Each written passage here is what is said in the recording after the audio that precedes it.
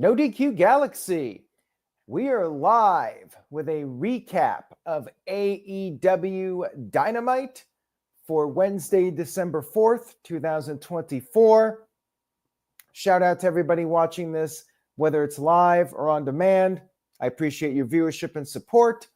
We got AEW World's End coming up at the end of the month, but right now we have the Continental Classic, which is AEW's annual tournament for the Continental title. We had a recap video showing the matches that have taken place so far. And then we went straight to our first match of the evening, Shelton Benjamin versus Kyle Fletcher. We had a feeling out process. The crowd was behind Shelton. They were chanting, "Let's go Shelton." They were also chanting Ospreay's better. You had Fletcher taking his time. He took a little break on the outside of the ring. Then they were taunting each other a little bit. And then we had some back and forth action. Shelton was able to kick out of a Michinoku driver. Fletcher kicked out of a power bomb. Shelton kicked out of a top rope elbow drop. Then Shelton took Fletcher to Suplex City. And then Fletcher managed to recover from that. He rolled up Shelton and grabbed the rope. Referee did not see it. Kyle Fletcher picks up the win. Shelton Benjamin is the job guy in the Hurt Syndicate. He is what he is, but it's a tournament. Everybody's going to be losing at some point. That's how it goes. Match was good. I just find it funny that this whole tournament is about no outside interference. There's prestige in this tournament. We're not going to have anybody interfering. Yet, people are still cheating. So if people are cheating, why even bother having the rule of no interference? Because people are just going to cheat in other ways. And it's not going to be prestigious. Just saying. Match was good, though. Not really surprised Shelton lost this one. I'd be surprised if he won the tournament, but you never know. More on Shelton here in just a few moments. We had Hook come into the ring. He called out Nick Wayne, and then Christian showed up. And while Hook was distracted, Nick Wayne and Kip Sabian attacked Hook. Hook tried to fight back, but then Mama Wayne got on the apron, and Christian hit Hook in the back with the not Money in the Bank case. And then they gave Hook a concerto to his hand/wrist. At some point, Hook will be facing Nick Wayne, and then not sure if it's World's End or sometime later this month, Hook will be going after Christian. Segment was fine, fairly standard. I don't really care about Hook versus Christian at this point, but whatever. Mercedes Moné was interviewed backstage about Camille. Camille had been attacked over the weekend, and Mercedes said she's not liable because Camille quit. She has no concerns for Camille. Her focus is now on Anna Jay. Anna Jay had a match, which we'll talk about in just a few minutes. Backstage, MVP was pissed off at Shelton Benjamin for losing, disappointed with his performance, and then security came in. There was an attack. Shelton Benjamin beat up this worker. Security came in. They got beat up as well by MVP and Lashley. So I guess this is how Hurt Syndicate gets their heat back after Shelton Benjamin takes an L. That's fine. I mean, Shelton's going to be in the spot he's going to be in. We had our Battle Royal, which was the Dynamite Diamond Battle Royal, with the winner, or the winners, there's two winners, And then the two winners will face each other next week. And then the winner of that faces MJF at World's End. Anyways, we had Adam Cole and Kyle O'Reilly in this battle royal, which, I mean, pretty much gave it away that they were going to win it, since it's a co-winner match to set up a match on next week's show. Basically, your everyday battle royal, 12 guys, one of them including Evil Uno. You had a couple of the bigger guys in there like Brian Cage and Lance Archer. But of course, they're going to lose to the smaller guys because, well, it's AEW. Sure enough, Adam Cole eliminated Brian Cage right as Kyle O'Reilly eliminated Archer. So no surprise to anybody. Kyle O'Reilly and Adam Cole win. Things were getting a little bit heated between them. They'll face each other next week, and then the winner of that will go on to face Adam Cole or MJF. The winner of Adam Cole versus Kyle O'Reilly next week at Winter is Coming will face MJF at World's End. Whatever. We had Jamie Hayter being targeted in this video package by Julia Hart. She sees her, warned Jamie Hayter to watch her back. I'm not sure what Jamie Hayter did to piss off Julia Hart, but they're feuding. Then we had Billy Gunn backstage with Max Caster and Anthony Bowens. Billy Gunn and Bowens are not too happy with Caster, who's kind of just doing his own thing now. We had Max Caster versus Swerve Strickland. Caster was doing his rap. Swerve went right after him, and Caster managed to get in a little bit of offense. He hit a springboard drop kick, but then Swerve just basically no-sold it. Took out Caster with not one, not two, but three house call kicks. Beat him with the stomp, the Swerve stomp. And then afterwards, Swerve looked into the camera and said he is not finished with Bobby Lashley. Guess we'll be getting that rematch at some point. Swerve picking up the win here, no surprise. They're setting up a rematch. Swerve will probably get his win back over Lashley. Wouldn't shock me. We had MJF in another pre-taped video responding to the result of the Battle Royal. MVP basically blamed Adam Cole for Jon Moxley winning the world title and destroying everybody. All the carnage is Adam Cole's fault. MJF said Adam Cole is the real villain and must be terminated, and said he doesn't even think Cole can beat Kyle O'Reilly. All right, then.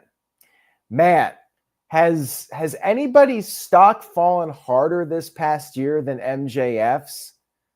Man, I am so tired of these pre-taped videos. And honestly, he's right. Adam Cole's the villain here as far as I'm concerned. He was the devil. I just have lost so much interest in MJF over the past year. And this feud's not helping matters whatsoever. Adam Cole, too, like he came back and I'm just indifferent to it. We had Jay White versus Pac in just a regular match, not a Continental Classic match. Wheeler Yuta was, of course, at ringside, so, well, he could interfere. And that he did. He pulled White off the apron at one point. That gave Pac the upper hand. And after the break, White was able to start and make a comeback. He avoided the Black Arrow. He had a half-and-half suplex. Pac, though, was able to counter the Blade Runner, applied a standing brutalizer, but White was able to get to the rope, and then Wheeler Yuta took another cheap shot while the referee was distracted, but White was able to recover from that, and White was able to get the win with the Blade Runner out of nowhere. And then Wheeler Yuta attempted to attack Jay White after the match, but he got hit with a Blade Runner as well. Then Marina Shafir showed up, and then Jon Moxley took a cheap shot at Jay White. But then Adam Page showed up, and he was on the stage. He stared down Moxley, and then Orange Cassidy showed up. He attacked Moxley from behind. We had a brawl with everybody involved. Death Riders got laid out. Moxley got hit with an orange punch, a Blade Runner, and a buckshot lariat from Hangman Page. So basically, they're teasing as Ian points out in the chat room, they're teasing a fatal four-way match at World's End for the championship, which to me means Moxley's going to retain in a four-way. But we'll talk about that as we get closer to the World's End pay-per-view event. We had, oh, by the way, Christian Cage was standing in the background, so they're still teasing that he might cash in his not Money in the Bank contract at World's End. We had Chris Jericho doing a vignette. He called himself the King of New York. He was hyping up the Ring of Honor final battle at Hammerstein Ballroom, and he was promoting the ticket sales for the event. I mean, whatever. He's going to be doing one of his TV times with Chris Jericho on Ring of Honor's broadcast. I will not be seeing it. So good. Glad he's doing it there. We had a vignette for the return of Bandito. He's coming back. It was a good vignette. Don't really care about him returning, but I did think it was a well-produced vignette. You had a couple of guys in an old Western town putting up the signs. You know, it was kind of cool. Not enough to really make me care, but it was nice. We then had our women's match at 9:30. Our usual one women's match of the evening, Anna Jay versus Penelope Ford. It was competitive, but I mean, they've already set up Anna Jay as Mercedes Moné's next challenger. So, of course, you knew Anna Jay was going to win this one. Penelope did get out of the Queen Slayer at one point, even hit a stunner, but Anna kicked out of that. Eventually, Anna was able to get the win. And then afterwards, she called out Mercedes. Mercedes did come down to the ring, and she said she liked Anna's confidence, but told Anna to come back in 10 years after actually accomplishing something. Anna decided to do something, and that was slap Mercedes.